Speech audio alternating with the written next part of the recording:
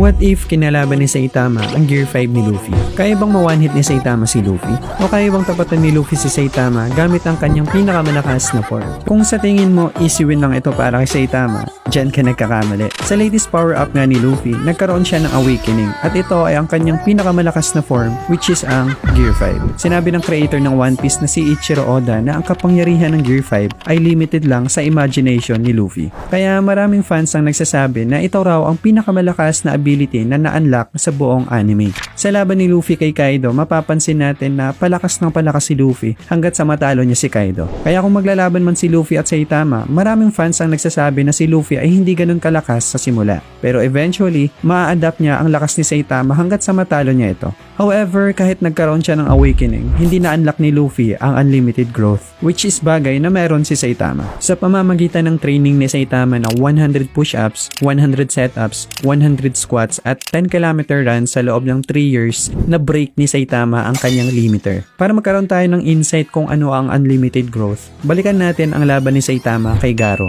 Si Garo ay isang tao na gustong maging isang monster. Dahil sa kanyang kagustuhan na mangyari ito, nahulog siya sa darkness. Nung naging monster na nga si Garo, naglaban sila ni Platinum Sperm. At ang kanilang movement ay fraction lang ng seconds. Meaning, ang kanilang bilis ay counted to 200 times faster than light. At nung napunta si Garo sa presence ng God na sinasabing creator ng lahat ng bagay, nag-offer ito kay Garo sa kanyang kapangyarihan at ang kailangang gawin lang ni Garo ay hawakan ang kamay ng God. Pero hindi sumang-ayon si Garo dito at sinampal niya yung kamay ng God. Pero even ang konting paghawak ng kamay ni Garo kay God, nagresulta ito ng kababalaghan. Nung bumalik na si Garo sa Earth, hindi na siya isang monster, kundi isang God. Tinalo ni Garo ang lahat ng malalakas na heroes at winasak niya rin ang core ni Genos. Nakita ito ni Saitama at dito na siya nag-all out. Inatake niya si Garo gamit ang kanyang napakalakas na Serious Series, Serious Punch. Para makasurvive, nag-decide si Garo na kopyahin ang atake ni Saitama. Sa sobrang lakas ng atake nilang dalawa, nawasak ang lahat ng stars sa radius na ito. Basically, ang kanilang lakas ay kayang bumura ng multi-galaxy.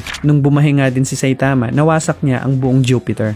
Kaya niya rin kumilos na mas mabilis sa speed of light gamit ang utot. Yes, uulitin ko lang, gamit ang utot. Sa graph na ito, makikita natin ang scale sa lakas ni Saitama compared kay Garo. Ang growth nga ni Saitama ay walang katapusan to the point na hindi na ito kayang kopyahin ni Garo. Wait, kung ang suntok ni Saitama ay kayang bumura ng multi-galaxy, kayang-kaya niya rin wasakin ang rubber na katawan ni Luffy na walang kahirap-hirap. So kung iniisip mo kanina na easy win lang ito para kay Saitama, ay tama.